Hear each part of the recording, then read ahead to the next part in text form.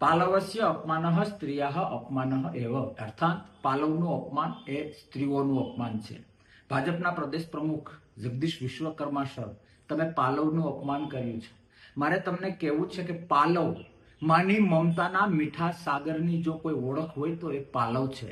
સ્ત્રી શક્તિની જો કોઈ ઓળખ હોય તો એ પાલવ છે. સભ્ય સમાજ, સંસ્કૃતિ અને આપણા ધર્મની જો કોઈ ઓળખ હોય તો એ પાલવ છે. તમે રાજકારણમાં, નકારાત્મક રાજકારણમાં એ પણ ન વિચાર્યું કે માનો પાલવ કે સ્ત્રીનો પાલવ એ સમર્પણ, ત્યાગ, લાગણી અને ભાવનાઓનું એક મીઠો સાગર છે. ત્યાં સમર્પણ અને ત્યાગ હોય. સાહેબ, ત્યાંથી તમે કંઈક લઈ લેવાની વાત કરી. આ ક્યાંક ને ક્યાંક તમારી માનસિકતા, તમારું ઇનર સાઇડની જે કંઈ બાબતો છે એ બહાર આવી છે. ખરેખર ખૂબ દુઃખની વાત છે.